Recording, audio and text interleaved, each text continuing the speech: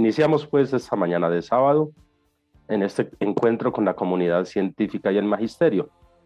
Quiero saludar al doctor Orlando Acosta, PhD en Virología Molecular. Doctor, buen día. Buenos días. Gracias por acompañarnos como siempre. A nuestro compañero Miguel Ángel Pardo, secretario de Asuntos Educativos, Pedagógicos y Científicos de FECODE. Miguel, buen día. Buenos días, Armando. Un saludo vital, fraternal y pedagógico a la mesa de trabajo de encuentros pedagógicos, a Paola, nuestra intérprete de señas, y a la maestra de la comunidad educativa, y por supuesto a mis colegas y compañeros, el doctor Orlando Acosta y Andrés Cuyes. Y también a nuestro compañero Andrés Cuyes, de la Junta Directiva de la ADE, secretario de Asuntos de Seguridad Social y Salud. Andrés, buen día. Armando, muy buenos días, y también un saludo muy especial al doctor Orlando Acosta, a Miguel, nuestro ejecutivo en FECODE, y a la audiencia de Renovación Magisterial y Encuentros Pedagógicos.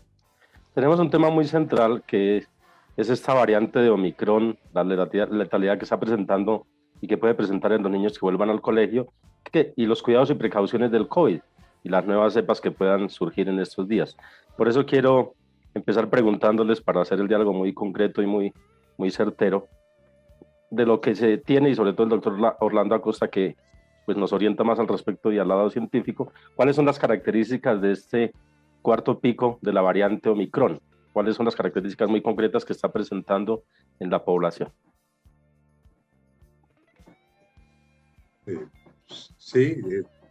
Gracias por la invitación nuevamente. Sí, esta variante Omicron en las últimas semanas ha constituido un tema central en los medios de comunicación y en la opinión pública. Esta variante fue declarada variante de preocupación el 26 de noviembre de 2021. Desde este momento, el conocimiento sobre esta variante se ha incrementado, permitiendo seguir su comportamiento y la forma como afecta a los individuos, las comunidades y las naciones. Sin embargo, debido a que aún hay vacíos en el conocimiento sobre ella, se han producido numerosas especulaciones y desinformaciones que han conducido a que las autoridades tengan dificultades en la toma de decisiones sobre la protección a la vida y la salud. El número de personas infectadas con la variante Omicron crece rápidamente en varios países, especialmente en la región europea, donde hace 4 meses se producía en promedio 1 millón de nuevos casos positivos de COVID por semana, y ahora en la primera semana de enero de 2022 se produjeron más de 7 millones de casos nuevos por semana. En Colombia, entre finales de diciembre de 2021 y la semana que termina ya, se pasó aproximadamente de 3.000 nuevos casos diarios a más de 30.000 casos diarios positivos a COVID-19. Sobre la variante Omicron se han generado mitos que la Organización Mundial de la Salud ha abordado para destacar. Es menos severa que la variante Delta, pero no puede calificarse como variante suave. Sin embargo, la severidad reduce.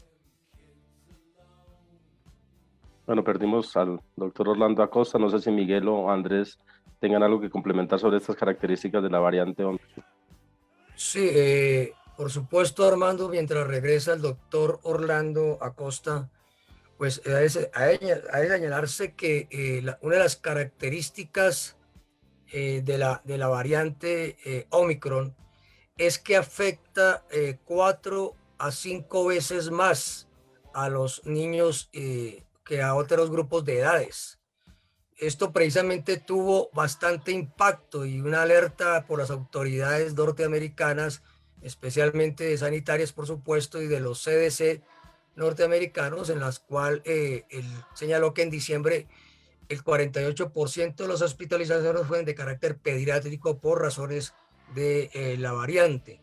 Y en el caso de Francia, que pues está en una huelga los maestros, reiniciar las labores académicas, obviamente lo que se observa es que en las primeras semanas en Francia fueron 50.000 los niños y niñas contagiados.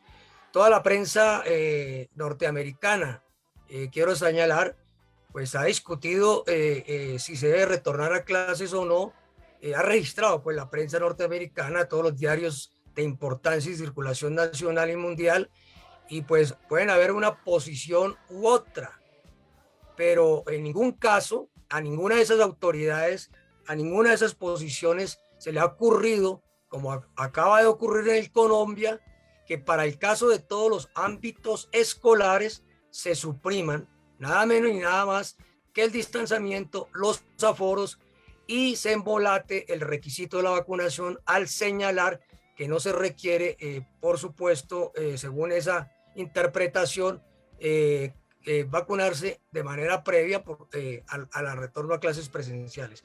Esto es muy grave porque uno se pregunta, ¿y cuál es la razón del asunto?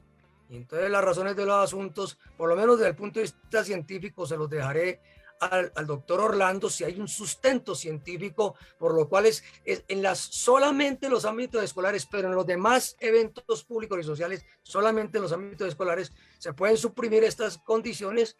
Y uno señala, pues, que científicamente no, pero en ese campo se lo dejo al doctor Orlando, pero uno se observa aquí que hay una razón de carácter político y fiscal, porque el gobierno, que al principio dijo, cuando FECODE planteó la vacunación de menores, dijo que éramos exagerados y una excusa para seguir en la vagancia.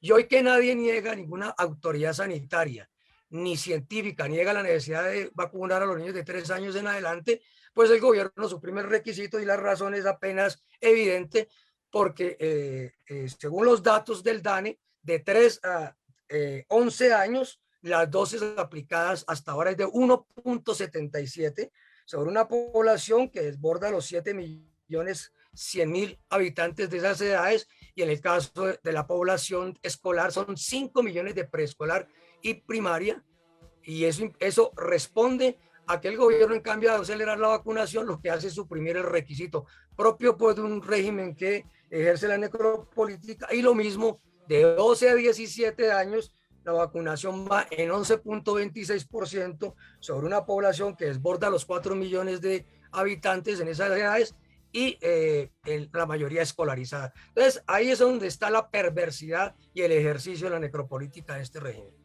Claro que sí, Miguel. Quiero hacer otra pregunta, Andrés, a nuestro secretario de Seguridad Social y Salud aquí en Bogotá del ADE. La percepción que hemos tenido en esta semana es que realmente está colapsando el sistema de salud, no solo el general, sino también el del magisterio. ¿Cómo lo ven ustedes también desde la Junta Directiva de la ADE? Sí, Armando, nosotros no podemos separarnos del comportamiento que tiene el virus con el resto de la población. Yo, en la misma línea que estaba mencionando Miguel, pues debo mencionar que pues la vacuna debe cumplir un factor de protección supremamente importante. Lo que protege es la vida realmente.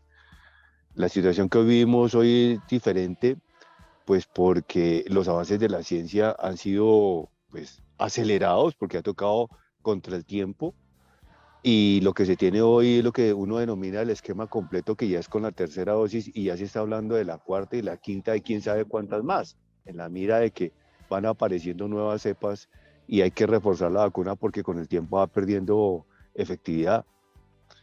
Pero también FECODE desde un comienzo, desde el 2020, ya estaba diciendo que había que hacer un proceso de vacunación universal y gratuito. Es decir, a nadie, sin excepción, se podía excluir de ese proceso de vacunación.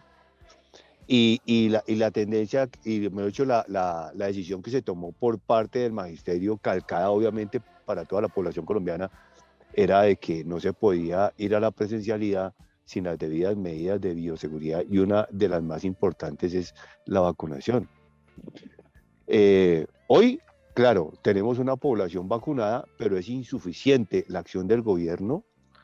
El magisterio, podemos decir, está un 99% vacunado, porque fue colocada en la segunda etapa, en la tercera parte de la vacunación, como parte prioritaria, pero no en la mira de salvaguardar al sector educativo, sino de irse directamente por la presencialidad, que es la estrategia del gobierno para desconocerle los derechos sin tener los requisitos de bioseguridad. Hoy estamos en la presencialidad obligados por el gobierno. Debo decir pues que a nosotros Nos queda supremamente claro que en la educación la presencialidad es supremamente importante, pero siempre y cuando se garantice la vida, como nos lo ha dicho el doctor Acosta en repetidas ocasiones, teniendo dos derechos fundamentales, uno de la educación y otro de la vida. El de la vida está por encima de la educación. Por eso no compartimos la presencialidad en las actuales condiciones. Pero ya poniéndolo en contexto, cuando nosotros estamos hablando de una presencialidad a hoy, enero, lo que vemos es que los maestros que han entrado a las instituciones educativas que están haciendo trabajo de carácter institucional, pues ya tenemos colegios con brotes epidemiológicos supremamente importantes. Colegios de una población de 60, 70 maestros, tenemos 20, 25, 30 compañeros y compañeras contagiados con la crisis del virus. Y entonces, ¿qué esperaremos nosotros el próximo lunes cuando llegue la población estudiantil? El dato que daba Miguel hace un rato de una población del 25% de población estudiantil con el esquema completo de vacunación, con la segunda dosis, porque para ellos todavía no hay tercera dosis aplicada en el esquema del gobierno, pues lo que nos va a representar es un brote altísimo en la población estudiantil. Y recordemos que los estudiantes también son unos magníficos portadores del virus, entonces eso se va a manifestar en una curva algorítmica porque ellos van y vienen de sus familias. Voy a dar solamente pues como un indicador, y es que ya ayer que tenemos pacientes adultos de 19 para arriba, 19 años para arriba, hospitalizados en las clínicas de nuestra red, en los San José, ya teníamos completamente saturados los hospitales San José y el San Carlos, y tenemos pacientes en una carpa en el San José Centro, esperando a tener espacios adentro para poderlo atender, y algunos esperando UCIs ya en este instante. Pero lo que nos pudimos dar cuenta es que el Hospital San José Infantil, para ponerlo relevante, ya se desbordó de su capacidad y está enviando niños, pacientes, a San José Centro. Es decir, ya aquí se está viendo de manera real la crisis de la salud en la población colombiana, pero de manera centrada en los niños, que son la población más vulnerable por la estrategia del gobierno de desconocerle el derecho a la salud y no tenerlos completamente vacunados. Armando. En este sentido, Andrés, esta semana hemos tenido la experiencia de varios docentes esperando citas teleconsulta para que le den la orden de aislamiento, se la dan por 2 días. También tenemos docentes que piden, les ordenan cita presencial por control, se la cancelan a la llegada. ¿Qué orientación darles desde la Secretaría de Salud de la ADE? ¿Cómo estamos apoyando para pues mirar cómo se agilizan esos servicios de salud en el magisterio aquí en Bogotá? Una solicitud que le ha hecho la Junta Directiva a Servisalud y a Servime es de que debe tener la capacidad plena para poder atender las solicitudes del magisterio. Lo que nosotros vemos es que el sistema es incapaz, y sobre todo en un momento de elevación del cuarto pico, pues ya se quedaron, no pueden atender todas las solicitudes. Pero aquí hay que decir también que la medida del gobierno de sacar una norma nacional en el cual dice que cuando se tienen síntomas de gripa o de presunto COVID, el paciente se autoaísla por 7 días. Entonces, los compañeros y las compañeras accesaron a la página web de Servisalud para solicitar el certificado de aislamiento, porque para nosotros como magisterio es supremamente importante, a petición o exigencia de las rectorías, tener que certificar por qué está en la casa y por qué no está en la presencialidad. Entonces, ese sistema captura de que hay pacientes que tienen sintomatologías, pero también ya se quedó insuficiente.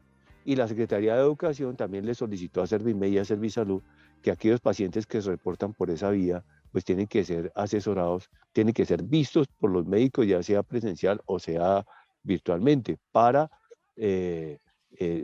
prorrogar el tiempo de su permanencia en su casa, de aislamiento, o para suspenderlo si ya la sintomatología no existe, o bien si tiene una positividad, entonces pedir las respectivas incapacidades para que el maestro tenga pues el suficiente respaldo documental para para soportar su no asistencia a la institución educativa. Pero lo que vemos es que el sistema en este instante ya no es capaz de resolver las peticiones del magisterio.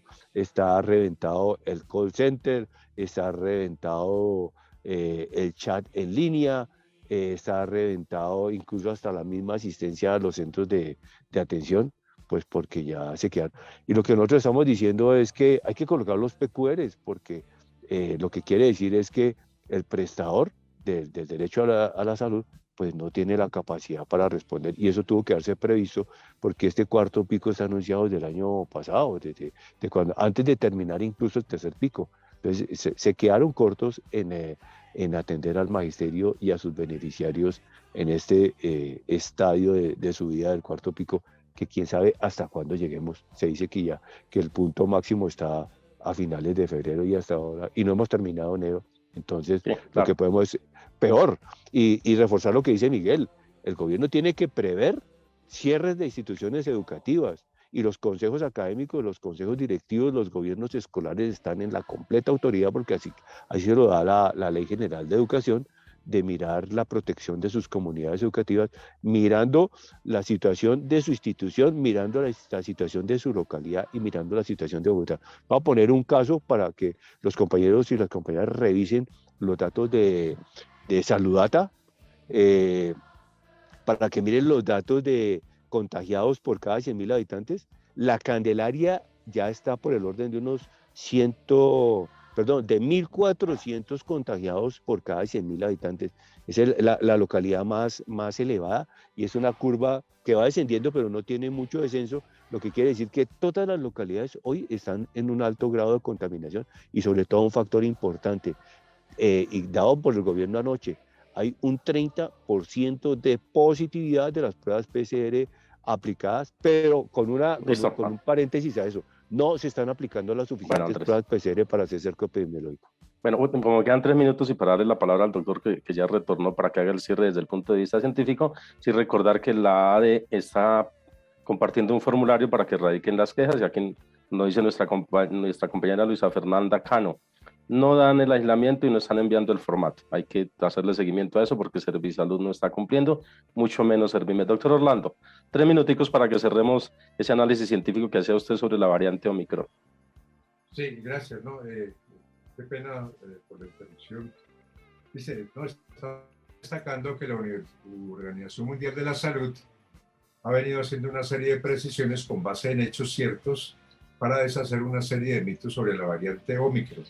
En primer lugar, aunque es menos severa, tiene una severidad reducida, no puede calificarse de una variante suave, porque de todas maneras se está infectando ampliamente la comunidad, y especialmente aquellos no vacunados están hospitalizándose e inclusive hay muertes.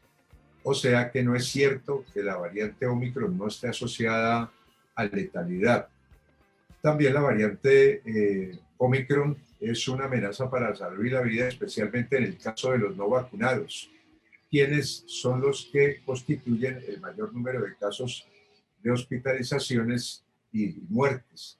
Sin embargo, es importante destacar que aunque esta variante es menos letal que la variante Delta, sin embargo, continúa infectando de manera muy rápida a la población. Y se han visto pues claramente los casos crecientes en diversos países, incluyendo Colombia, donde se ha pasado, como lo indicaba, de unos 3.000 casos diarios a finales de diciembre a más de 30.000 en los últimos días, en casos diarios positivos a COVID. O sea que la pandemia no ha terminado. Existe la posibilidad de que el virus termine siendo endémico, es decir, permaneciendo en ciertos sectores de la población y en ciertas regiones del país o en comarcas por algún tiempo. Aunque varios países reportan muchos casos positivos a Omicron y relativamente menos fallecimientos en comparación con las variantes anteriores, se debe resaltar que la variante Delta, que es más severa y letal, aún continúa presente en varios países. La toma de decisiones por parte de las autoridades sin tener en cuenta las recomendaciones fruto de la investigación científica ponen en riesgo la salud y la vida de la comunidad, y se impide que se den respuestas acertadas y eficaces a la pandemia. Mientras varios países registran entre 3 y menos de 2 centenares de víctimas por millón de habitantes, Colombia registra 2.549 fallecimientos por millón de habitantes, una prueba incontestable del fracaso de las medidas gubernamentales para el control y la mitigación de la pandemia. El precio que se ha pagado en Colombia por la laxitud e ineptitud para enfrentar la pandemia asciende a 131.824 víctimas.